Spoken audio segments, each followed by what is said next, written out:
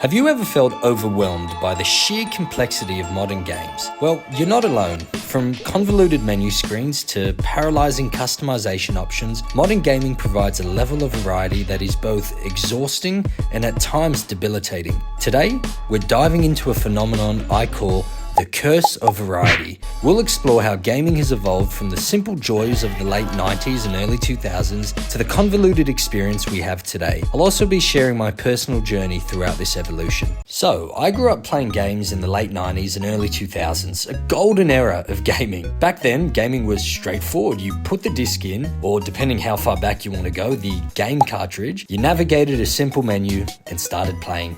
No downloads, no memberships, no bullshit, just pure, unadulterated fun. Take Super Mario 64 for instance. You boot up the game, you see Mario's cheerful face, and within seconds you're running, jumping, and exploring the magical world of Princess Peach's castle. The controls were intuitive and the game didn't bombard you with choices. It was about the joy of challenging yourself and testing your skills whilst exploring new levels and obstacles. Or think about Spyro the Dragon. The moment you stepped into those vibrant levels, you were on an adventure. Collecting gems, chasing down enemies, and freeing dragons. It was all seamless. It felt like the game respected your time and didn't drown you in menus. They weren't concerned with trying to get you as addicted as possible to their game so that in turn you will continue to spend money on their platform. No, it used to be that game developers just wanted to create the best game out there with the most captivating storyline and fun user experience. As we moved into the early 2000s, games really began to start introducing customization. Call of Duty 4, Modern Warfare, and Modern Warfare 2 were pioneers in this era. They offered weapon attachments, perks, and kill streaks that added a new layer of strategy to the gameplay. This level of customization was a positive evolution. It was fun, rewarding, and straightforward. Unlocking new scopes or silencers for your weapons added depth without overwhelming you. It struck the perfect balance between simplicity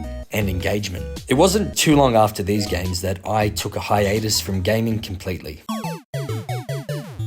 Life got busier with work and family responsibilities. The demands of adult life meant less time for my beloved hobby. Years later, I decided to jump back into the gaming world, but what I found was shocking. Games had become incredibly complicated. Next-gen consoles were no longer about just putting a disc in and playing. It seems that you need to download multiple updates before you can even start playing. And let's not forget that the cost doesn't stop at the purchase of the game itself, but you often require additional membership subscriptions for online play, and in some cases, in-game purchases can be the difference between you kicking ass in a game or getting totally destroyed by the person who could afford the better gun. And once you're in the game, the menus are a mess. They're cluttered with options, making it hard to navigate and find what you need. It feels like you need a manual just to get started. And then there's the customization. In the latest Call of Duty games, you can tweak every tiny, minute detail of your weapons. While this sounds great on paper, the reality is overwhelming. From muzzles to underbarrel grips, there are too many choices. The latest Modern Warfare and Black Ops games are prime examples. The gunsmith system lets you modify your weapons in ways that can be paralyzing. The same goes for games like Destiny 2, where armor mods, shaders, and weapons perks require a PhD to understand. This push for variety and customization stems from the industry's drive to outdo previous editions and compete with other games. Developers want to keep players engaged with more content and options, but there's a tipping point where it becomes too much. Remember when Battle Royale games exploded onto the scene?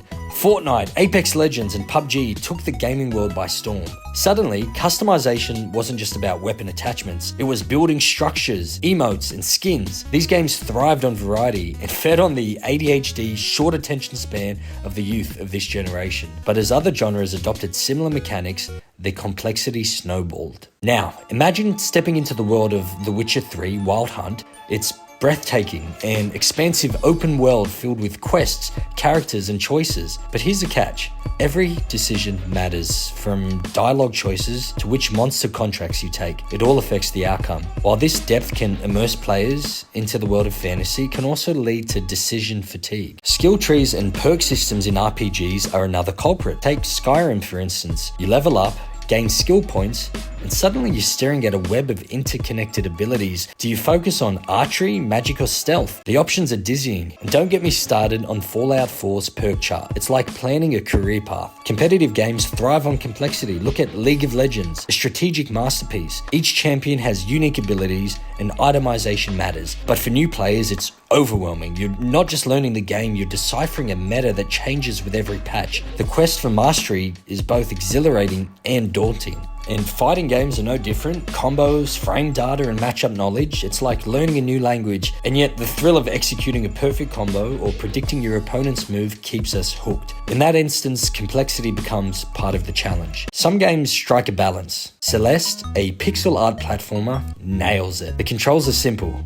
Jump, dash, climb, but the level design ramps up the difficulty. Yet it teaches you gradually. Each screen introduces a new mechanic, building your skills. Accessibility matters. A well-designed tutorial can ease players into complexity. Another example of a modern game getting it right was the indie game It Takes Two, released in 2021. This cooperative adventure game combines engaging gameplay with intuitive controls. The game introduces a variety of mechanics that keep the experience fresh and exciting, yet never overwhelming. It's designed to be fun and sufficiently challenging, but doesn't drown you in complexity. Each level brings new gameplay elements from platforming to puzzles, all of which are introduced gradually. The game ensures that players understand the mechanics through clear tutorials and thoughtful level designs. The cooperative nature of the game also means that players are constantly communicating and working together, which adds to the enjoyment. It's a game that's easy to pick up but offers depth through its variety of challenges, making it accessible to a wide range of players. And I get it, right? Some people enjoy having seemingly limitless customization options and endless variety. That, to them, is what makes the gaming experience immersive and enjoyable. It's definitely possible that I've now become that old confused dad looking at all this modern tech and scratching his head as a blank look slowly comes across his face. And perhaps I'm just being nostalgic for the games of my youth, which I hold so fondly in my memories. But from the simple joy of early games to the overwhelming complexity of today's titles, the gaming industry's pursuit of variety has become a double-edged sword. While innovation is important, there's a need to balance it with simplicity. As players, we can appreciate depth without drowning in it. So next time you boot up a game, take a moment to appreciate the delicate dance between variety and clarity. So what do you think? Has gaming become too complicated? Share your thoughts in the comments below. And if you enjoyed this video, don't forget to like, subscribe, and hit that notification bell for more gaming discussions. Thanks for watching.